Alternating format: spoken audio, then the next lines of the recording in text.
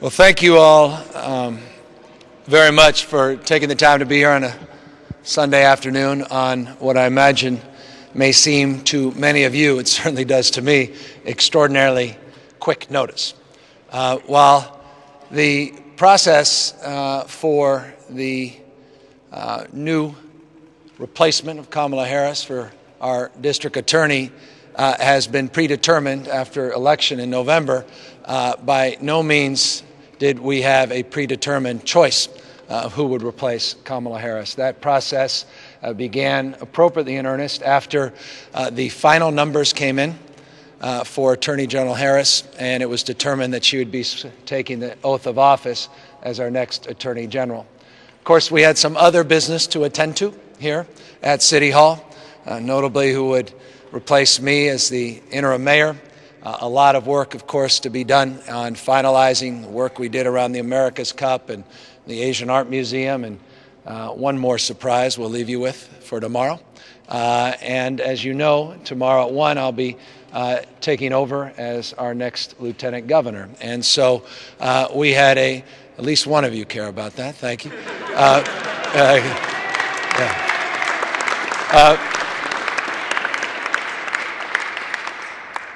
Only Willie Brown could say it best. He said, of course I'm going to be at your funeral tomorrow. I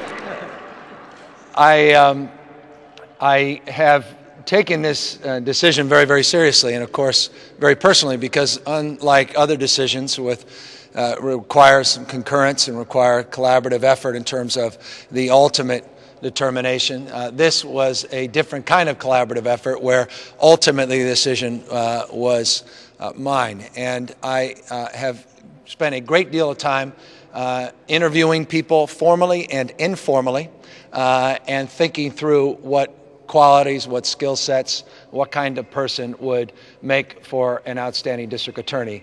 No greater counsel than the current Attorney General, no greater counsel than Kamala Harris herself. And as I remind many folks at City Hall, I've known Kamala well before both of us were in elected office. And we've had a unique relationship where we're quite honest with one another, perhaps above and beyond a normal course of what one would consider protocol. And we had a good back and forth over the last few months about who she thought would be outstanding and what kind of qualities she was looking for as Attorney General and as someone who still lives here and cares deeply about this office and her own legacy. And of course, I've had the privilege of having many of you, including a lot of the folks that are up here today, as a point of reference to counsel me on this process as well. Yesterday, the entire day was spent going through the finer points and asking questions back and forth with some of the candidates. I would submit to you there are probably 6 or 7 people that we gave very serious consideration to. The point I guess I'm making is there are a lot of good folks out there. And those folks had a lot to add. Everyone had a different background, a different experience. Each one made a compelling case. Every time I got off the phone, I said, that's the right person. Until I got on the phone with some new person, I said, well, that's the right person. We went back and forth. But it wasn't until yesterday that I had the privilege of sitting down with our police chief. And he was here for the historic swearing in of new members of the board, and I'm very honored that they are here. And Jane Kim, I know, Supervisor Kim is here, and Supervisor Farrell is here, and Supervisor Cohen is here, and Supervisor Weiner is here. And they were here to celebrate their extraordinary journey and their success. And there was a pause that allowed the chief to come down, and finally he and I were going to be able to have that final conversation about district attorney. And I won't get into the details of it except to say, as I was listening to him, it became clear to me that he was the choice. He didn't know that. He was giving me some good advice. He didn't know how good the advice was. He started talking to me about what he thinks we need to be doing in terms of the direction of the city and the work that he's been doing, that unique and special relationship he's had with the district attorney's office. And a lot of that has been well publicized. A lot of it's been behind the scenes, things no one's talking about. Of course, we talk about the crime lab and the DNA lab. We've talked about some of the issues of quality of life. We've talked about the insurance division over there, consumer division and other things, and civil rights and all the good work we've done in San Francisco, issues of sanctuary policy, difficult issues. And we, of course, have had a chance over the last year, year and a half to get to know each other in his capacity as police chief. And I've appreciated his depth of understanding, and I have been mesmerized by his remarkable ability to move into the realm of police chief with such ease. And that honeymoon that I joked about when I swore him in as police chief, it has not necessarily ended, which is an extraordinary thing indeed. He's been able to get involved in some complex issues, and a lot of issues he was tasked to mediate and negotiate and navigate, and has done it with remarkable elan, alacrity, and remarkable capacity and appreciation of the values that make this city a special place. And he's moved this department forward at a rapid rate.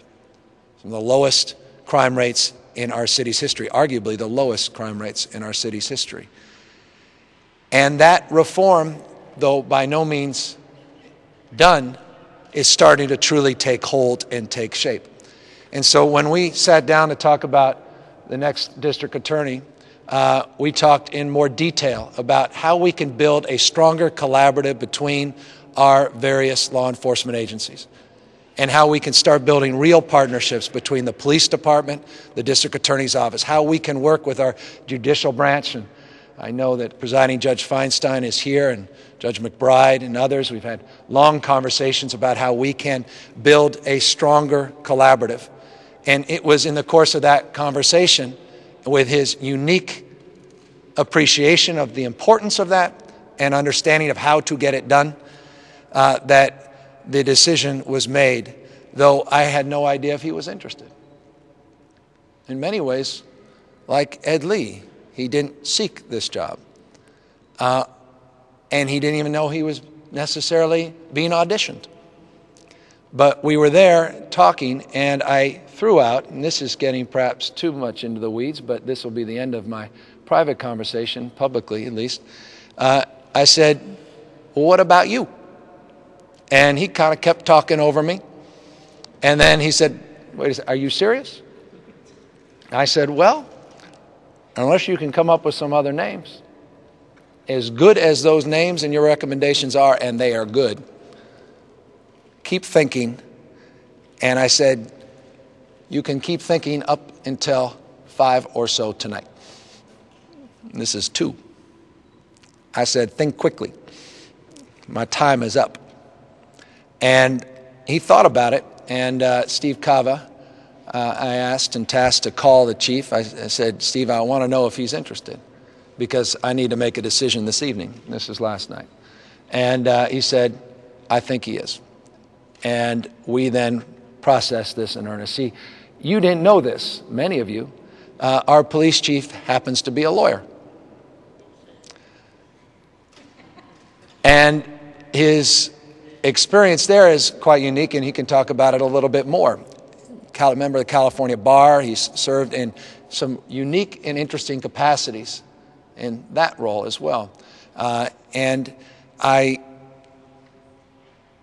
was enthusiastic, but needed to process this decision, and had the chance to talk to our current Attorney General and talk to many of you in this room as I look around, and again to members of the Board of Supervisors, current and past, and I'm grateful that we have so many members of the board, President Chu here, but also the members that have served out their term that decided to come back for this swearing in, and I'm grateful for their counsel and advice as well. Members of our commission, and I thank the Police Commission and commissioners for being here.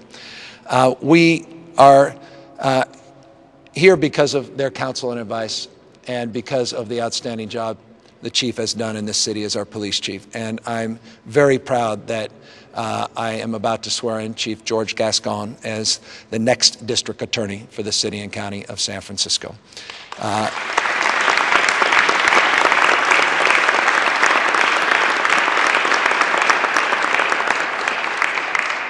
He will speak to his virtues better than I in a moment. But let me just end with this. This is my last act as mayor of San Francisco.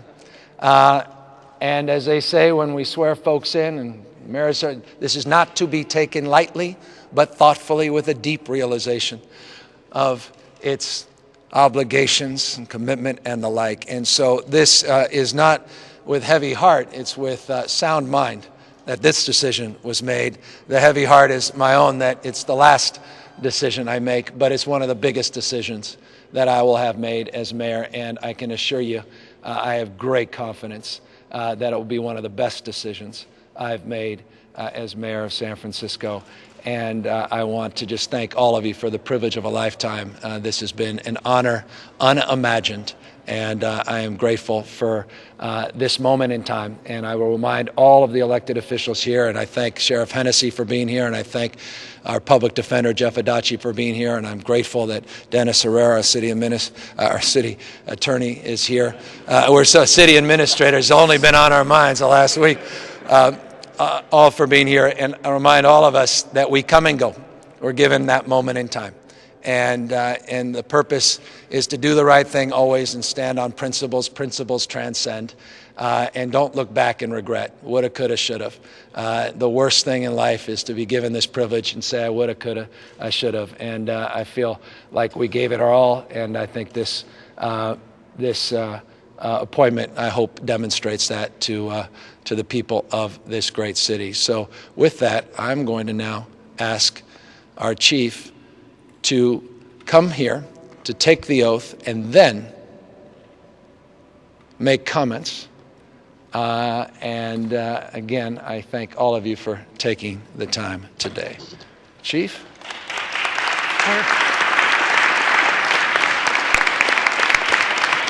And thank you to Chief Zifferman as well for his counsel and advice and his leadership, and thank Chief Zifferman for being here. All right. I'll say aye. Yes, so you still have a few moments, a few seconds. I'll say aye. Please state your name, and well, I think you just simply repeat after me, and then just don't forget me when it's done.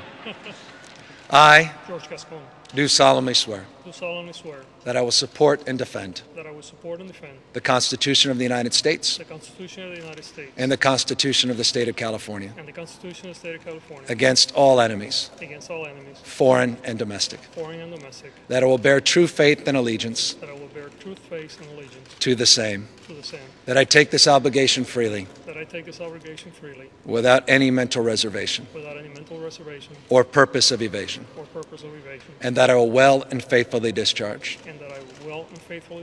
the duties upon which I'm about to enter. And during such time as I hold the position as District Attorney for the City and County of San Francisco. Congratulations.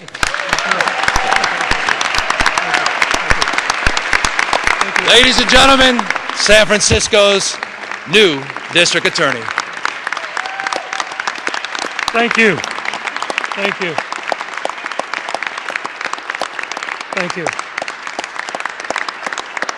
First, I want to thank my wife, Fabiola, because when the mayor completely took me by surprise yesterday at around 2 o'clock, and I said, you know, I have to talk to my wife. We are truly a partnership, and this was a major decision, and just like when we came here to San Francisco, it was a decision that we made together. So I wanted to make sure that it was going to work for this partnership. And she immediately said, "Where's your heart?" And she says, "Follow your heart." So thank you, baby. Mayor, I want to thank you because you have offered me 2 incredible opportunities, and I will never forget that. Being the chief of San Francisco as a police department has been an incredible experience for me, and one that I will never forget. I am so honored to have worked and hope to continue to work with so many bright, hardworking, and dedicated men and women in uniform, and I see one back there, and thank you. It's been an incredible honor for me. And then you have offered me an opportunity that, quite frankly, 48 hours ago, I would never even have thought about. I did go to the office to talk about the qualities of what I thought a DA should have. and I wound up getting the offer and the job, and I'm very grateful. But I have to tell you that I took this job because I really believe that we can take and build on the hard work that now Attorney General Harris has done and all the other work of all the other partners. And I want to thank all of you, board members, city attorney, our public defender, our presiding judge, men and women of the police department, and certainly our police commissioner, our fire chief. I see her back there. Many of you that are become friends and incredible supporters around the last year and a half. But I take this because I believe that we are going to have a unique opportunity. I'm not aware of any other county in this country, and there probably is one, I'm just not aware of, where you have a former chief of police become the district attorney. And here's what I see this incredible opportunity, because at the end of the day, it's about delivering public safety to the community. We're entering a very, very difficult time for city government, county government, and certainly for public safety, where resources are increasingly going to be less than what they were, and the demands for public safety are going to continue to increase. The complexity of delivering safety to our communities is continuing to increase. And the models that we have used in the past are no longer going to work. We're going to have to figure out ways to bring the criminal justice together in a different manner than we have had in the past. And I believe that I can offer something to this role that will be somewhat unique in having the understanding of policing and a career that has been incredible to me and one that I love and it's really part of my identity. And then following in the footsteps of someone that I consider to be one of the best district attorneys around, and now our Attorney General, and being able to take the work that Attorney General Harris did here with my experience, and then bringing together the men and women of the SFPD as well as the members of the San Francisco District Attorney's Office and others, and the courts, and beginning to deliver a different kind of public safety, a different kind of criminal justice delivery. I'm also looking forward, frankly, to working with Jeff Adashi, because I do believe that the role of public defender is a very important role. And while I understand that in our system of justice, often we're called upon to be in an adversarial role, and that's what I believe makes this the best system that there is, and I frankly believe that. I think there's also a lot of things that we can do together. I think we both, at the end of the day, want to make sure that our community is safe, and we want to make sure that even criminal defendants, not only are they given due process in court, but quite frankly, more importantly, they're given due process in life, that they're given the opportunity to get out of a life of crime and to be able to become contributors to our community. And I know that some of you may say, you know, this sounds very unrealistic, very idealistic, but it really isn't. The reality is that the majority of the people, given the opportunity, would surprise you sometimes. On the other hand, I'm also realistic enough to know that there are some people that will never be able to redeem themselves, and there are some people that will belong in prison. And for those people that have to go to prison, then I want to make sure that we do the best that we can, working with the police department and our prosecutors to make sure that we take those people where they need to go. So while I believe that the majority of the criminal defendants, given the opportunity to rehabilitate themselves, I also believe that there are some people that cannot be rehabilitated. And we have to make sure that we're there and that we make the right calls. And I don't believe that the DA's office can do so without the help of the Public Defender's Office. And for that, I consider this a wonderful opportunity. I'm really looking forward to working with you, Jeff. Really important. In closing, I just want to say again that I'm taken aback by this awesome honor that is being given to me. And I pledge to you that I will do everything within my ability to make sure that I earn the right to be in this office. Thank you so much.